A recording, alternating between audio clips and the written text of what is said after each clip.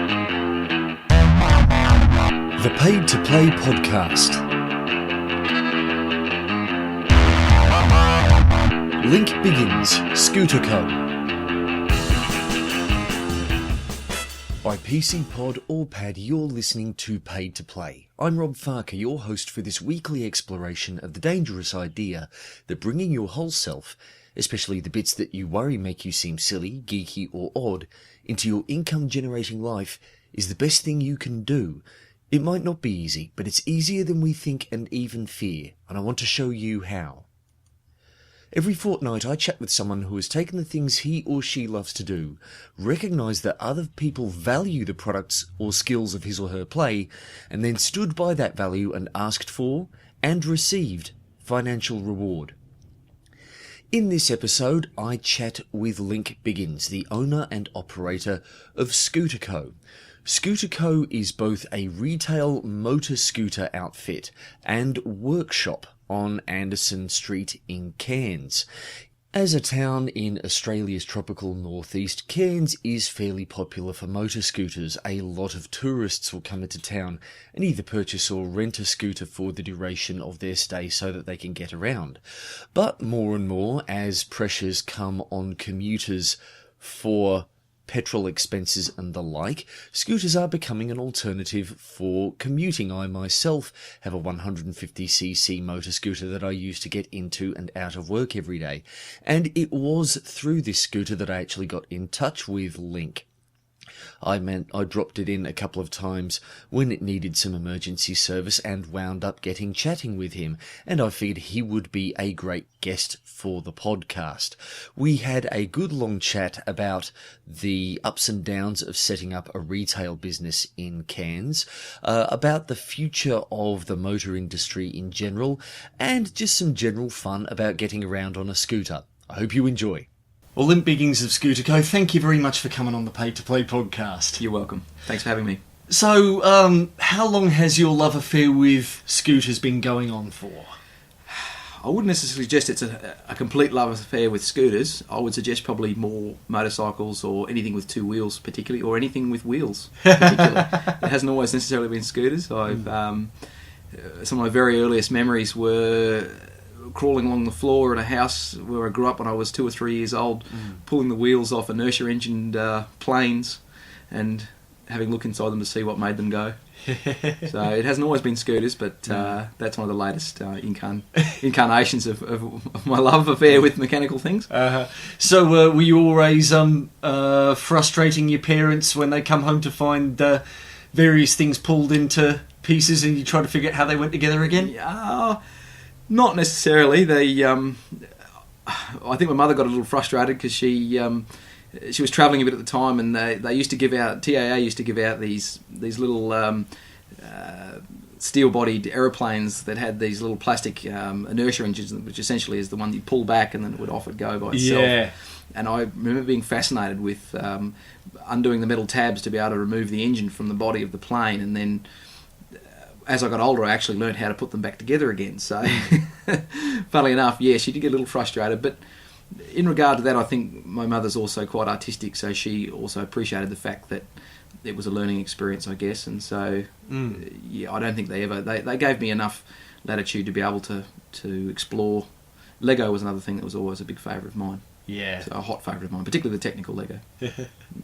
Yeah, I remember having a huge technical excavator set back in the back when I was a youngster in the UK, and that was one hell of a thing to put together. Did you wind up sticking with the instructions, or were you always finding new things to? Yeah, initially I enjoyed the instructions. I liked the procedural side of it. That was also interesting. Is learning that you had to do it in a sequence to get it to be the end product. You know what you saw on the front of the box.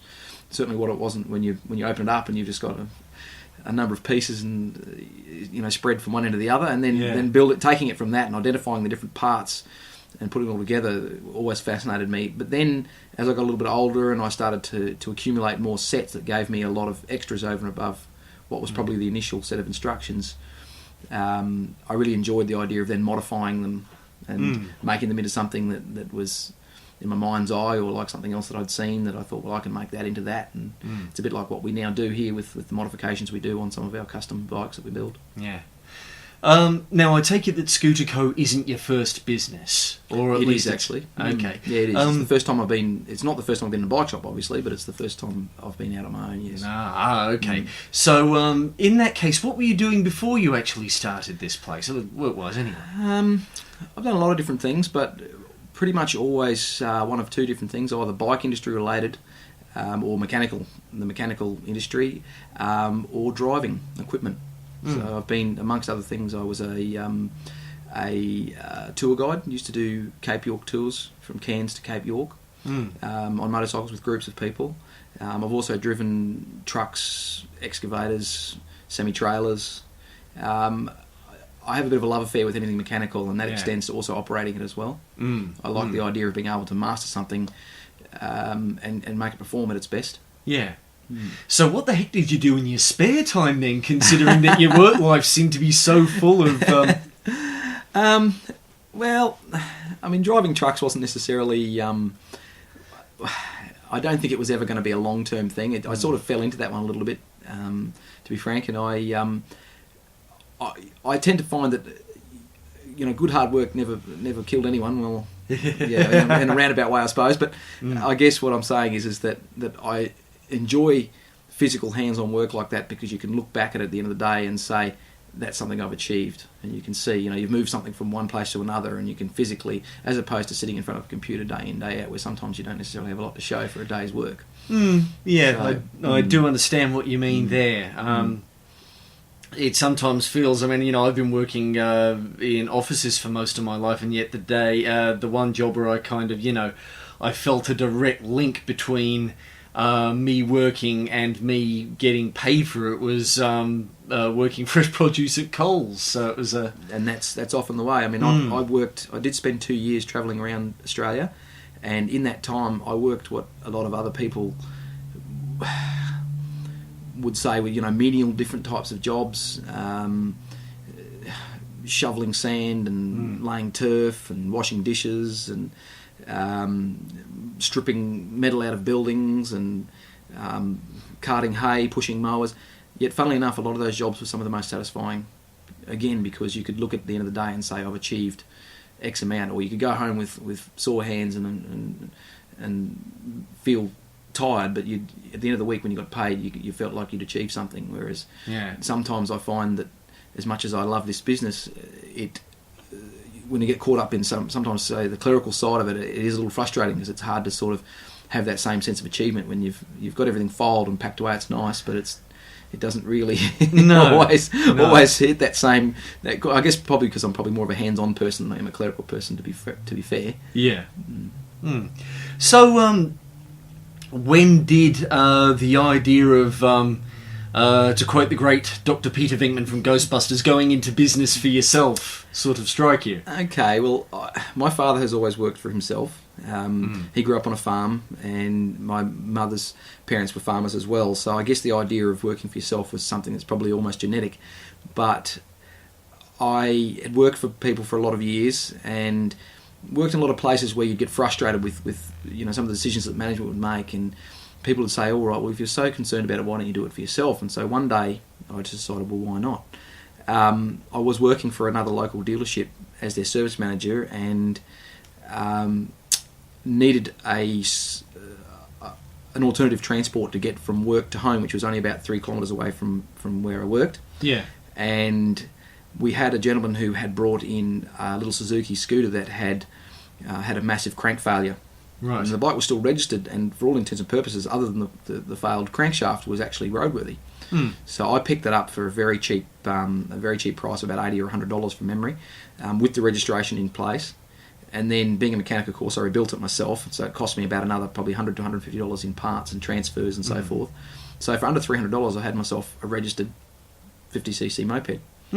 And I just returned from the Gold Coast with my partner, and she had just had our second child, and I fell in love with this scooter. Essentially, I was riding. I had a race bike sitting in the shed that I'd brought back with me from the Gold Coast where I'd been racing, and I didn't ride it For 4 or 5 months, I didn't touch it, and I said to my partner, I said, I'm going to sell the race bike, and she, had been struggling because, of course, we were under financial stress and things like that. Because, of course, two children under 3 years of age, and so she said, no, but we can make it work. We'll make it work. And I said, I don't think you understand. It's not even the economical side of it that it's bothering me. It's the fact that I don't have any desire to want to ride it. I'm having so much fun on this scooter, and I can do it at legal speeds. I don't have to wear full leather from top to toe. I'm not going to lose my license every time I ride it, because unfortunately these days, as much as I love all motorcycles, sports bikes are just ridiculously fast to the point where you can't enjoy them and maintain a license. And so it's just basic common sense to have something that still gives me that. I still enjoy that sensation of riding, but I can do it at legal speeds, and it's practical. It was costing me $2 a week to go to work. Yeah. So, and then as a consequence, what happened is a lot of scooter owners from around Cairns heard that there was somebody who was interested in scooters, which at that stage was the dark side of the force, essentially. If you want to call it that, because scooter riders aren't always treated with the utmost respect by motorcycle riders because they don't really consider them to be motorcycles. No.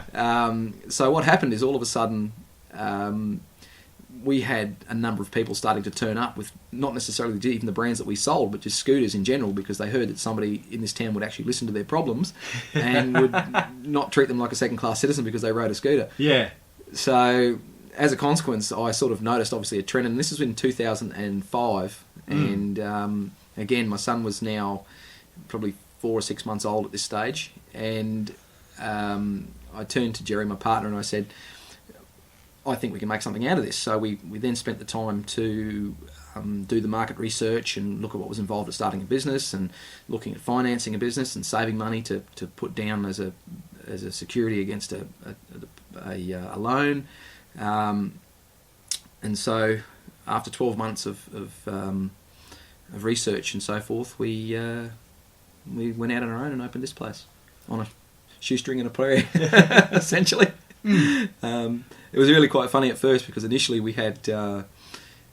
approached a number of different manufacturers, and I knew what I wanted. I didn't want to be dealing with the lower end of the market. At that stage there was a lot of really cheap, badly built Chinese product that was being brought into the country and was false economy. People would look at it and they'd go, oh, I can buy a scooter for under $2,000 with registration. But the problem was, over the next 2 or 3 years, that $2,000 scooter would become a $5,000 scooter, because it would be off the road and it would cost you downtime in taxis, and it would cause you frustration and stress. And then the cheaper brands, none of the reputable dealers wanted to touch them, so you couldn't take them anywhere when they got broken, because most of the time when you bought one, they were something that no longer existed 6 months later. And so as a consequence, we approached a number of different companies, and fortunately at that stage there was a company that was dealing with TGB, and they listened to us and agreed to help us out. Now, for those who don't know, what is TGB, by the way? TGB is a brand of scooter, just as it would be, Honda or Kawasaki or Piaggio or Vespa for that matter. It's another brand. They're a Taiwanese-built brand.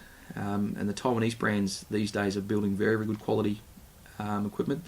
I often say to people, they're probably now where the Japanese were 30 years ago. Right. So they're in that situation where they are emerging or being recognised as very good value for money. The Japanese sort of built themselves out of the market about 15 years ago.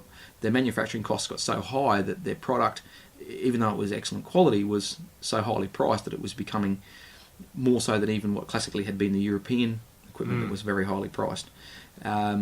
So what happened, of course, is that some of the other Asian countries started jumping on board and building product and doing it quite well. I mean, there was a lot of examples where they weren't, but there's also a lot of examples where they were. TGB is one of the good ones. There are a number of other brands that also do the same thing, and they're Taiwanese built. And in fact, there's a lot of how would you call it, manufacturing agreements between manufacturers, and of the 3 brands that I carry on my floor, 2 of which are related to each other by a parent company, that being Piaggio and Vespa, actually use TGB as an OEM supplier for transmissions. Right. So that gives people, and I use that as a bit of a selling tool. I say to people, look, neither of the brands I sell are bad quality. It just depends on what you like the look of, and what suits your budget and what you intend to do with it. It's more a matter of your choice based on what I can provide you on the information you give me. So I think that TGB, it's a great accolade to TGB being used as an OEM supplier for what I consider to be the most premium and best brand in the world, which is Vespa. And Piaggio is the parent company of Vespa, even though they're not the same thing. I mean, Piaggio, probably the best way to describe it is that Vespa is the premium product. It's your Rolls Royce or your BMW or your Mercedes of scooters. Yeah. And their Piaggio brand is sort of more like your we'll build a scooter for everybody. Yeah. So they build some very, very good, excellent quality stuff, but they also build it at a price that will fit everybody from the 50cc starter right up to your maxi cruiser. Right. So, which Vespa will never do. Vespa will only ever build Vespas that look like Vespas. Yeah. And keep that true Vespa tradition. So, metal body and good quality.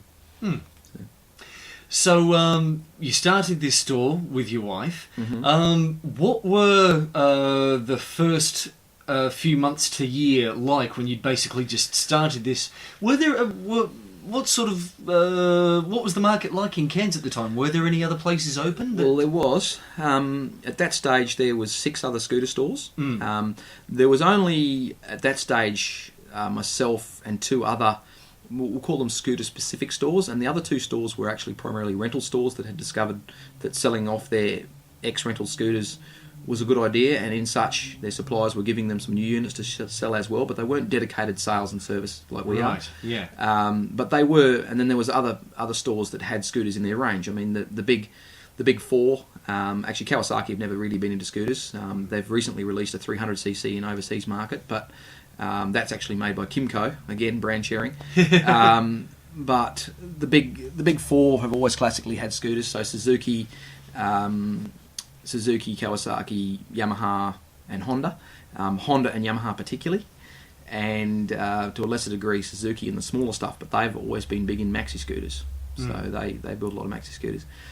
There were also a number of other stores that were selling all sorts of things and just happened to have scooters, and they were the sort of scooters we were talking about previously, where they were sort of some of the cheaper brands that anyone who'd been in the market long enough could tell they were going to be a number before long, and that's pretty much what's happened to most of them now. Yeah. So we started up, and it was funny because again, when we approached all these different brands, and they said no, we've either got somebody or we're looking for somebody who we know that's established.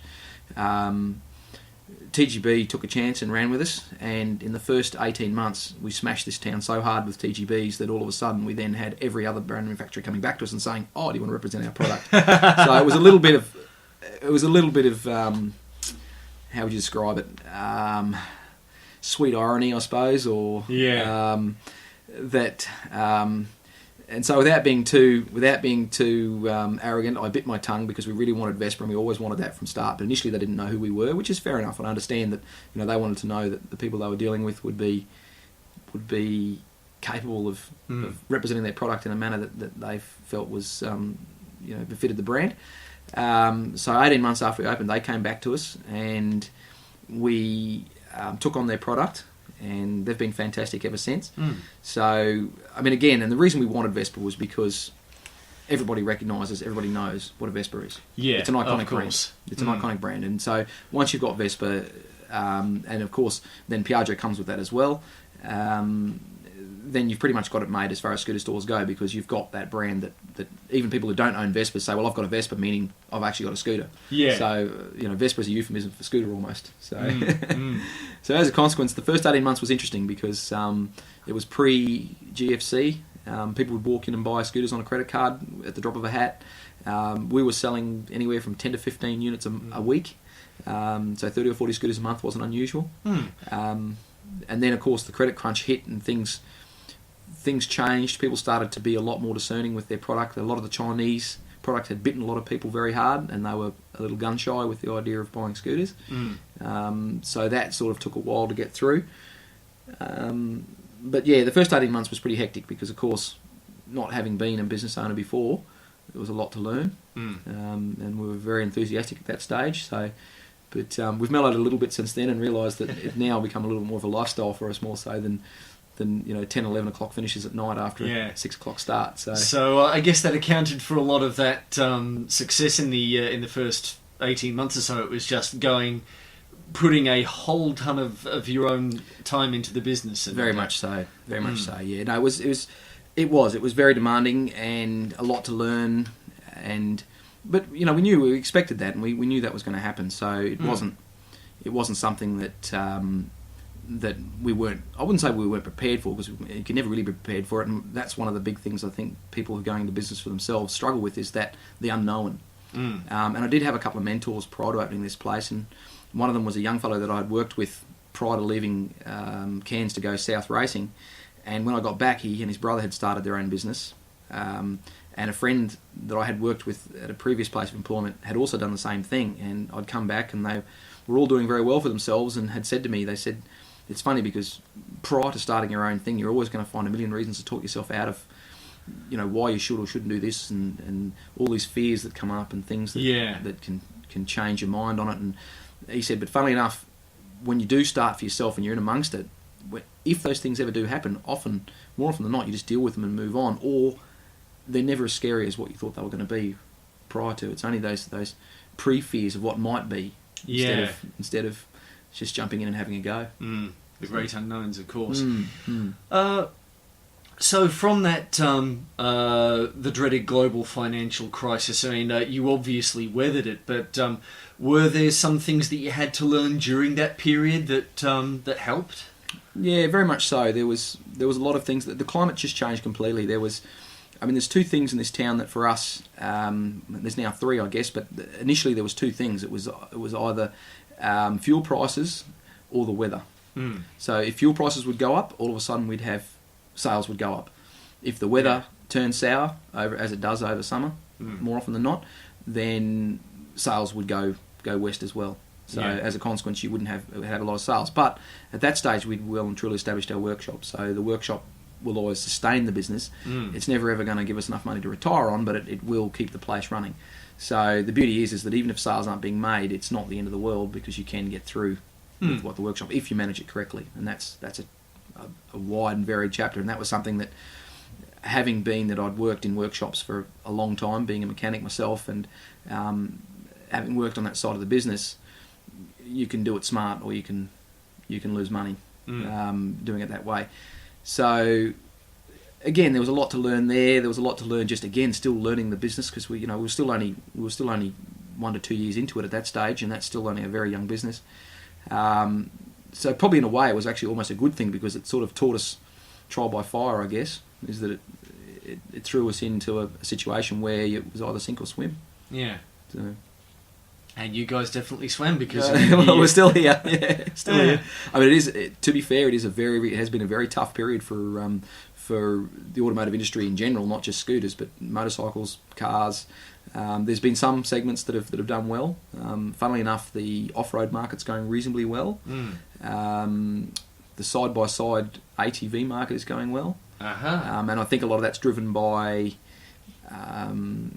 recreational off-roaders and people who want to get out and don't necessarily want the expense of a $80,000-$100,000 four-wheel drive. No. But still want to go out and get away and have some fun. Also, of course, the agricultural market is huge. You've always got, like ATVs, I think, are a godsend for most farmers. They, back in the day, it had to be a tractor, whereas now the ATVs are just so versatile that there's a massive market behind that. There's certain segments that are doing that. The scooter market has been better, but I think long term it will always stick. I do believe long term it's going to go electric. Yeah. I don't. I'm not ignorant enough or arrogant enough to think that it's going to be always about petrol. I think the writing's already on the wall there. Yeah. I think Tesla's pretty much taught us that recently, and I see it going that way. So we dabbled with electric bikes there for a little while, but at that stage, NiCad batteries were way too heavy. Yeah. They were just way too heavy, and the quality of the equipment you bought for, say, the brand we were selling at that stage was worth about $1,600 or $1,700 right away, and weighed about 35-40 kilos. Sheesh. Which is massively heavy. Yeah. And that was one of the better ones, because it was more like a push bike with a battery and an electric motor on it, as opposed to some scooters or electric bikes that were electric scooters with a set of token pedals on them to get them through the Australian design laws that allowed them to come into the country and be sold as a pedal assist push bike. And the problem with those things is that they're absolutely useless when the battery goes flat because you can't pedal them anywhere. No. So even though they had pedals on them, they were useless. Yeah. So what we sold wasn't quite as bad as that. It was good in that it had mostly push bike componentry with a bolt-on kit that would allow it to be driven electrically, but the problem being, and the argument was, people would say, well, it only costs 50 cents to recharge it every time. It's not entirely true, because you've also got to look at the footprint that leaves behind in the manufacturing, and NiCad batteries cost a hell of a lot to produce. You only get between 400 and 600 cycles out of a battery, which means that if you're charging the thing twice a week, you're only getting 12, 18 months out of a battery. Yeah. So the problem you've got is that when you replace them, the batteries were $600 to replace. One of my scooters goes a long way on $600 worth of fuel. Yeah. So what I'm sort of getting at is that you're not taking into consideration that if you're pulling from a coal-fired power plant to power the thing, you've still got emissions that are, so it's not all it's cracked up to be, and it's not the marketing hype that you see. And I believe that's the problem with electrical cars at this stage. They still haven't got a situation where you can have a full electric car that's going to recharge quick enough to give people that up and go that they want, if they want to go at the drop of a hat. Yeah. That's the problem. So, but I'm always watching it, and I'm always interested in any technical. Again, right back to the days of mucking around with my technical Lego. I love technology. I love watching what's happening and what's developing, and I think Elon Musk is a bit of an inspiration. That guy's got it worked out. He's doing great things with Tesla, and a lot of things I'm watching what he's doing, because I think he's got it worked out. I think he's realised that once you can go off the grid, then the oil companies and the fuel companies and the coal companies are all got a bit to be worried about. Yeah. So, one question that I have out of sheer curiosity, and as you are someone who does look at the general automotive market, there was a little bit of buzz a while back about alternative fuel sources, things like ethanol, and I didn't follow it too closely at the time, but what other options, if they were options, were out there? And because it always seems to be down to nowadays, it's either the Tesla cornered electrical market or it's petrol. There doesn't seem to be, no one seems to talk about any other alternatives. Is there a reason for that? Yeah, I mean, there's always the hydrogen thing, and I sometimes wonder about it, because the problem is media is such a tough one to read between the lines sometimes, because you don't know if what you're hearing is hype or if it's the real deal. Hydrogen, I think, is an interesting concept. I don't see why that hasn't gone further. And when I say hydrogen, I'm talking about splitting water into hydrogen. But again, you need power to do that, so it's sort of taking from Peter to give it to Paul. I've just read, even just as late as today, that Audi have developed a biofuel, a petroleum type biofuel, not a diesel, which has already been done by them previously. Yeah. So there is alternatives out there, and I think if they can make that viable, and one of the reasons why ethanol never took off was because to completely switch to an ethanol-based fuel, there's a couple of things would have to have happened. Half the planet would have to be covered in corn to do it, and they're suggesting that to power even the amount of vehicles that are here now you would never be able to do it. You'd never be able to have enough renewable, and all the old growth rainforest is going fast enough as it is, but it would be long gone. Yeah. So you just wouldn't be able to do it. So. No worries, we can pause this. Yeah, sorry mate, I do apologise. I was going to turn it off too, I apologise. Oh, no problem. Geraldine. Sorry. That's alright. Yeah, sorry mate, I'll just ring her quickly back, because she's my lift. No problem. Tonight, so, sorry Rob. Yeah, I was nearly going to turn it off too. I thought I should, and I just actually plain forgot. I will after this, obviously.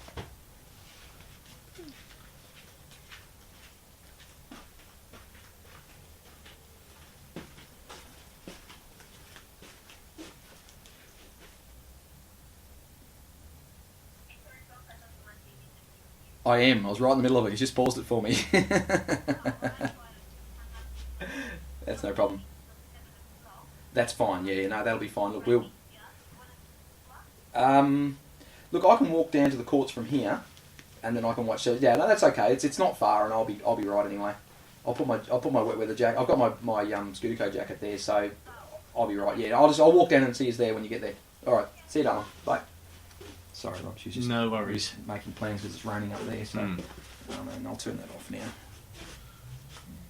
Go so on with it. Right. No problem. Flight mode. That'll do. Yep.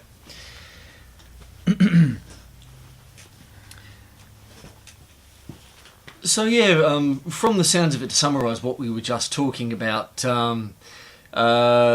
while you don't know what you don't know, right at the moment it seems like there's still a fair way to go before anyone quite catches up with electrical as an alternative source of fuel. Pretty much. I believe so, and I mean, I guess the current argument, even with electrical, and this is where there's always a compromise, and it's probably not even so much that it's a problem, because I mean, even automobiles and petrol-powered vehicles had this problem in the early days, but at that stage they then had, I guess they had the majority behind them as well, because I mean, in the early days, of course, there was steam power, there was all sorts of things.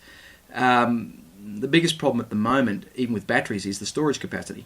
One argument has been that if they could get, I guess, the existing oil companies and power companies to agree on a common type of storage unit, that a bit like 9 kilogram gas bottles for your caravan.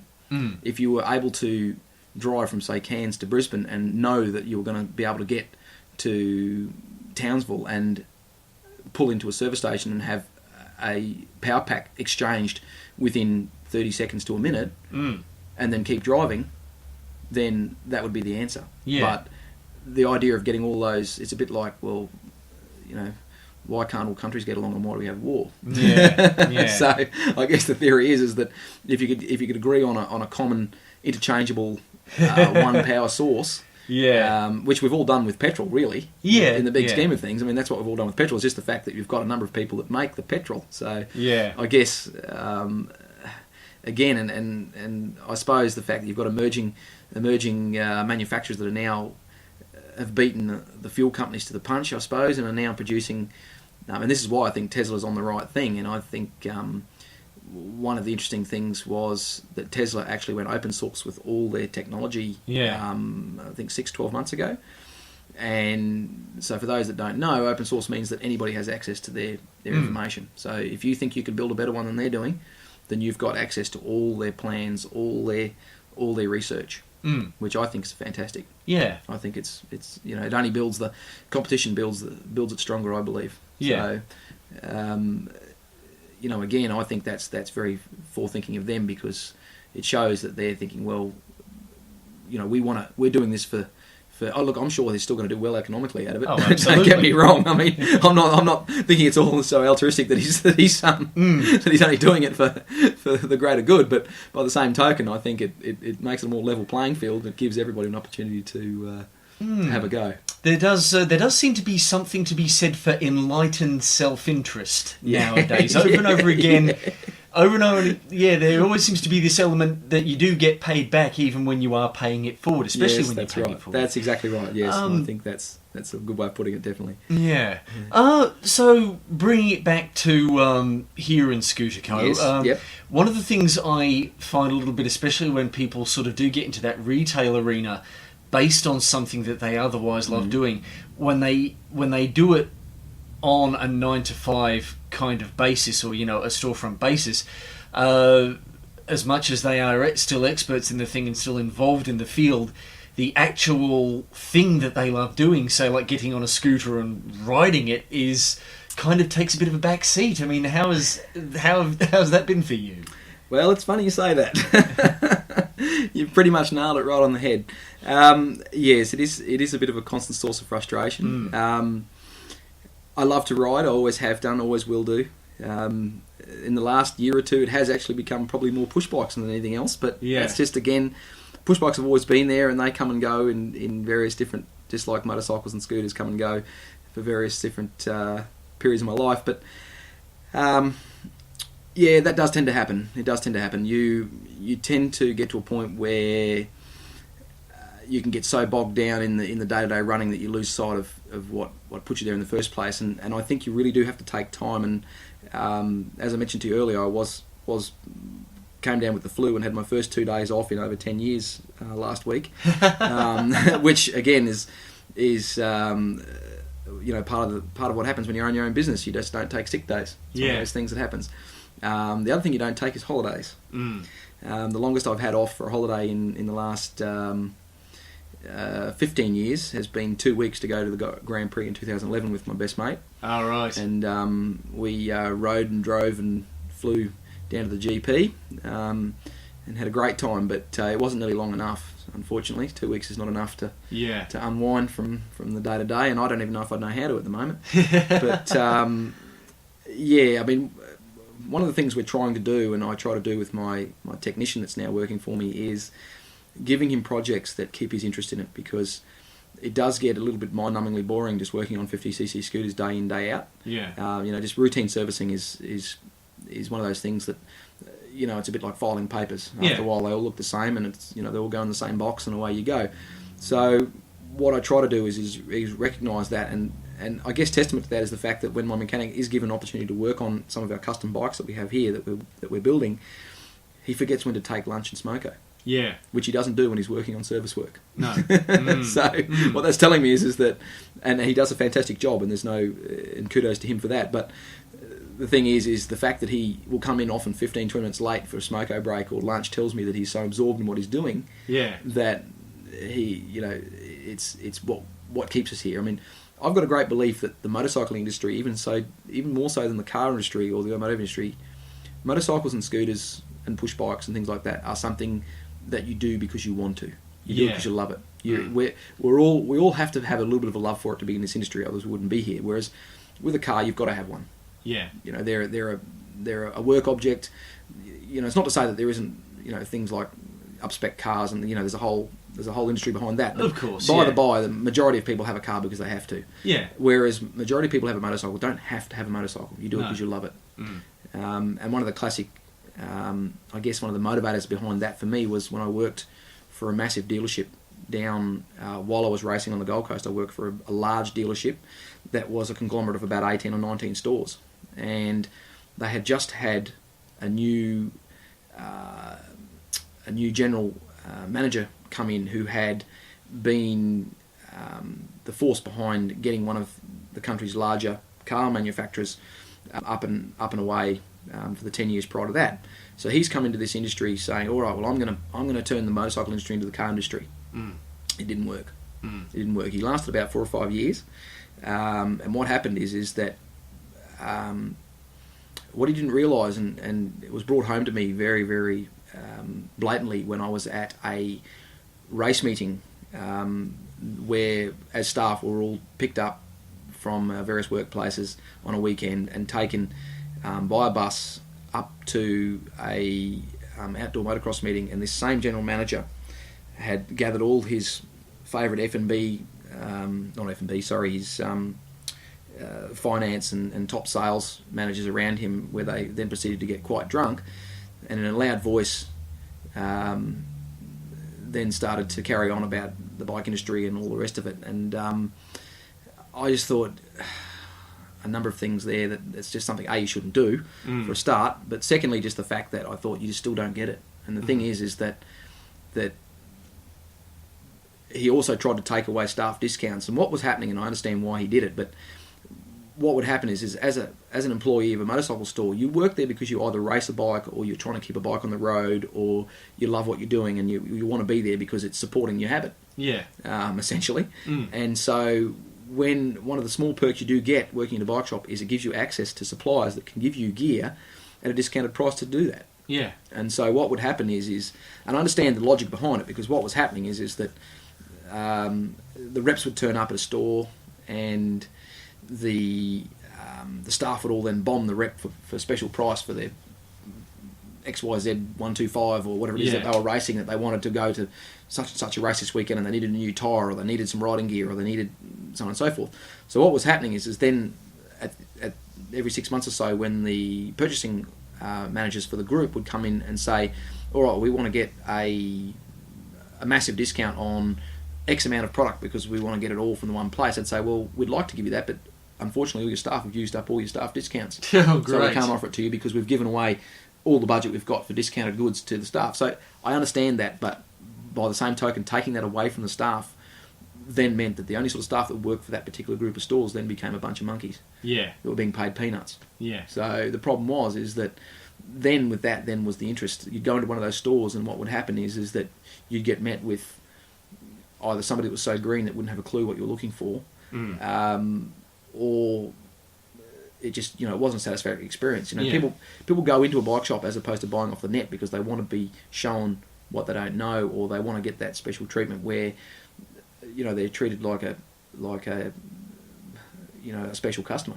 Yeah. And it might only be for a spark plug, or it might only be for something else. But you don't necessarily always go in there just for the spark plug. You go in there, it's a social aspect, and there's you talk to somebody that's pleasant to talk to, and so yeah, it's an interesting idea, I guess, that he's sort of come in and tried to turn it over, but I could never see it working even from the moment he came in, and that was the turning point when I saw him at that race meeting, and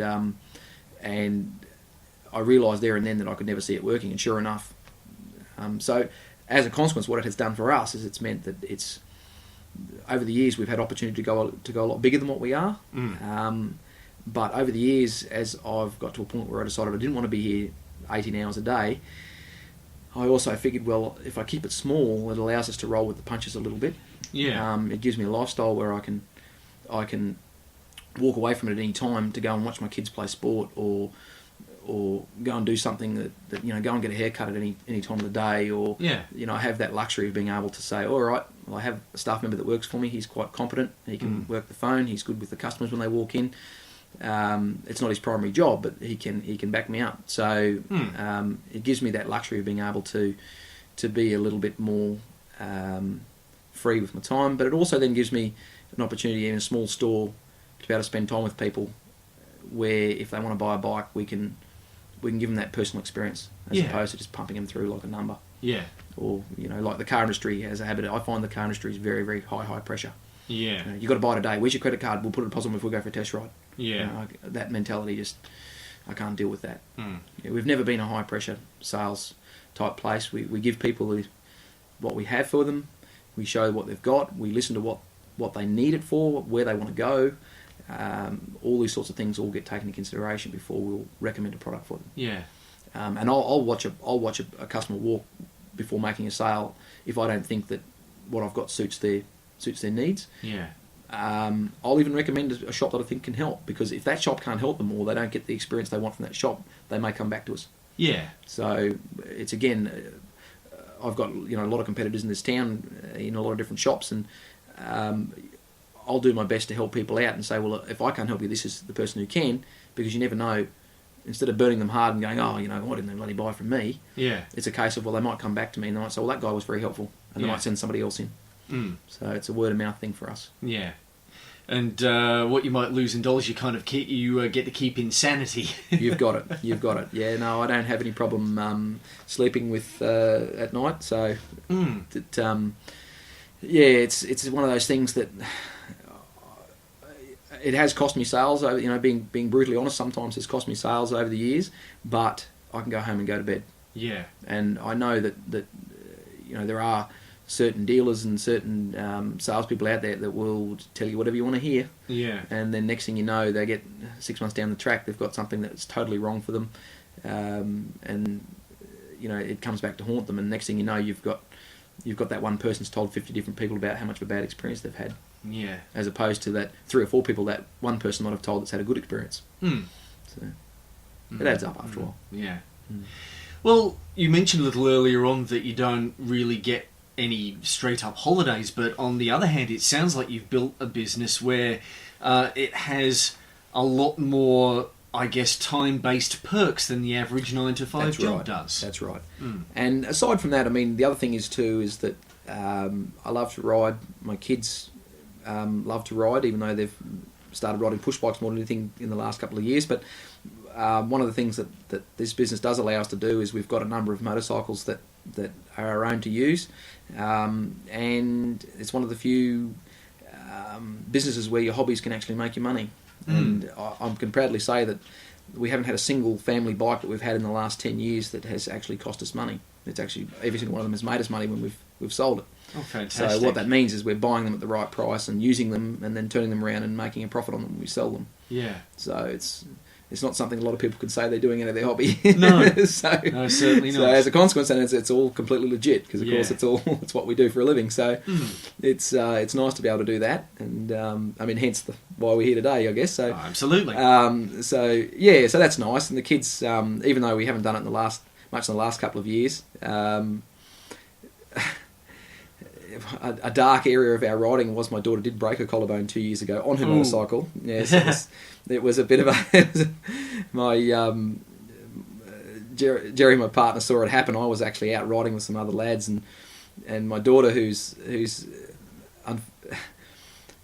she has a beautiful natural riding style and a talent that I don't think even she realises, but she was riding with another young girl of about the similar age, and they'd been riding together the day before, and I'd watched them getting quicker and quicker and quicker, and then we'd stayed up there overnight and got up the next day, and she'd got up, and these two girls sort of fell in together again, and next thing you know, my poor little dear, wide open top gear, came around out of a corner and hit a big hole and went over the bars at full speed and broke a collarbone. Boy. So yes, Mum actually sort of out of the corner of her eye saw it happen as well, because she wasn't riding at the time. She and her brother were as in my son, were videotaping all the kids that were out riding around this track at the time.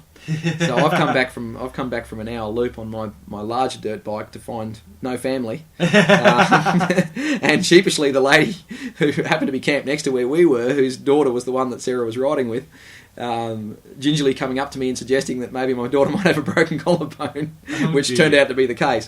So anyway, so then dear old Dad has to load all the bikes up and all the gear up and make a mad dash back to Atherton to find that yes, indeed, she did have a broken collarbone, and so then I think Mum took it harder than the daughter did, just quietly. But anyway, anyway, she healed up quite nicely, and of course that she didn't ride much for the next 6-12 months because of that. And when she did get back to riding, we've only ridden a couple of times since that time, unfortunately. So, but the last time we rode, they're funny, my two children. She has a natural ability that just is beautiful to watch, but just can give it or take it. Doesn't seem to really care whether she wants to go riding. Whereas my son I think enjoys riding more, but he's very, very cautious. But he's persistent. Yeah. So he doesn't take a lot of risks. He tends to ride. He's very calculating, and if he calculates something isn't going to work out for him, he'll stay away from it. Yeah. Whereas my dear Sarah, if you say, Sarah, you can do it, she'll go, I'll give that a go. Yeah. And off she goes. And more often than not, she'll pull it off, and then off she goes. She's in flight. But the last time we rode, the last 15 or 20 kilometres of the ride was the four of us coming back from the furthest away point. We'd gone along a well-groomed dirt road that was just interesting enough to make it fun. And then, so what's happened is Mum and son are at the back, and father and daughter are up the front with increasing speed. Oh dear! And so part of me sort of is having a heart attack, thinking, "Please don't crash, please don't crash." But the other half of me is going, "You little beauty," because she was riding so beautifully. It was literally poetic to watch because she was riding so well. And yeah, it was tough because I was torn between the two extremes. But so yeah, it's nice to be able to have that, have a business that supports that. But increasingly in the last 6-12 months, we've all got interests that sort of intertwine, and some of them do, some of them don't, and the kids also play other sports as well, and so that has got in the way of the motorcycle riding a bit, but it's something I think we'll always come back to.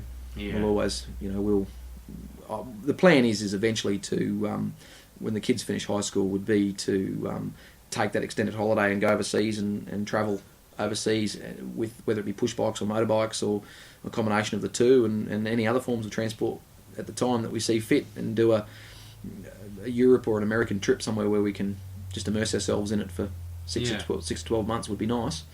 But at least 6 months would be good to really, I think it'd be a great way to spend that time with those kids before they flap out of the nest and go off to college, or maybe not go off to college if they find something they like doing while they're away. They might even do that. So it's just one of those things that's sort of the long-term plan. Yeah. Well, looking back on your career and your experience in ScootaCo, if there were maybe 3 things that you've discovered along the way that you think that perhaps you wish someone had been able to tell you at the beginning, and that might help somebody who's maybe thinking about starting their own business or, getting into the field, what would those 3 things be? Well, the first one was the same thing that was told to me, and that would be that don't let your fears get in the way. I think the second thing is, if you're enthusiastic, even a bad day working for yourself is better than a good day working for somebody else. Yeah. And the third one is make sure you stay on top of your tax. Right. Yeah. So, because it's a tough one. If you get behind with it, it can be an absolute killer. So yeah, it's just tough, because if you've always been an employee, it's very, very hard to then be disciplined enough to, even not necessarily as tax, but just the clerical side of the business is tough if you're not that way inclined. And most people who do what they do for a living, who love doing what they're doing for a living, aren't necessarily, I don't know many accountants that really, really love what they're doing for a living. Yeah. So I have a very good accountant. He's a fantastic man, and I appreciate and respect him to the ends of the earth. But I don't necessarily know if he goes out with his mates on weekends and talks about the great tax return he put down for somebody on the during the week. Yeah. As opposed to what we do here, where I love going and talking to my mates about things we're building and things we're doing, and so yes, I'd say watching the clerical side of the business is very, very important. Yeah. So, if after listening to this episode of the podcast, people want to track you down, whether they are in the Cairns area or planning to be sometime soon, or whether they want to find you online, where can they go? Well, the retail business, of course, is at 59 Anderson Street, Shop 5, 59 Anderson Street. We, of course, have the obligatory website and Facebook page as well, which are just under ScootaCo. Spelt SCOOTACO, not ERCO. We wanted ScootaCo, but there was already somebody that had that when we first set up business, so we went Scooter. Yeah. Not to be mistaken with ScootaCo, which is another one that we get often. So no, we don't make tacos on wheels. But we're pretty easy to find. We do have a pretty good presence online. Of course, we're in the phone book and all the usual places. No worries. Well, Linc Biggins, thank you very much for your time, and thank you for coming on the Paid to Play podcast. It's been great chatting with you. Yeah, you too. Thank you for having me. And thank you very much for listening. Thank you very, very much. It means a lot to me that you are downloading this episode and getting it between your ears, and I hope that the chat in this episode was of help to you. Now, there are a couple of things that I would like to ask you to do for me. If you enjoyed this episode, please subscribe to it on iTunes or your preferred podcast aggregator. And while you're there, could you give it a rating and leave a review, please? Also, on social media, could you like, favourite and share it? The Paid to Play podcast has pages on Facebook and Google+. Please like the page or add it to your circles as appropriate. Like +1 and share the episodes. And also join the Facebook group Fans of the Paid to Play podcast. There is also a Paid to Play podcast channel on YouTube where I upload the episodes. Please like and share them, and I would love to see your comments there. If you are a Twitterer, I am there as well. You can follow me at ByRobF. That's Bravo Yankee Romeo Oscar Bravo Foxtrot. I tweet the episodes on there, so if you could please favourite and retweet as well. Finally, and perhaps most importantly, I would love it if you could sign up to Patreon and back the Paid to Play podcast. You will find the Patreon page for this podcast at www.patreon.com. That's Papa Alpha Tango Romeo Echo Oscar November.com /paid to play, all one word. Patreon is a crowdfunding website where, instead of backing a specific project once, people back ongoing projects like podcasts on a per month or per episode basis. You'll find my milestones and goals for the Patreon campaign there, and it would be great if you could get behind this podcast on a financial basis, even if it's just for $1 an episode. It will help me make the podcast bigger and better. I will be able to put a little bit more time and cash into it, and that way it will be able to better help you get paid to play. Now, next week's episode is going to be an even episode, which means it's Money Where My Mouth Is, Musings and Mailbag. It's where I talk about my own progress toward getting paid to play, put a little bit of overthinking into some of the issues I've encountered, and the overall idea of taking what you love doing and asking people to pay you for the products and skills of doing what you love. And I also answer your questions and read out your feedback. So I would love any mailbag submissions you might have. You can get in touch with me via any of the aforementioned social media. You can either leave a comment on the page or send me a private message. You can also email me at podcast@robf.com.au. Please indicate that your comment or email or private message is a mailbag question, and that you're okay for me to read it out on the episode, and also whether you're okay with me giving your name or online ID as the person who submitted the feedback or question. And if you've got multiple online IDs, please let me know which one you would prefer me to use. I am not a psychologist or trained therapist or coach. I'm just a guy with a mic and a dream and a little bit of experience and perspective. But again, I would love to hear from you. So, until next time, this is Rob Farker asking you to stand by your play. You might be surprised how many folks appreciate it.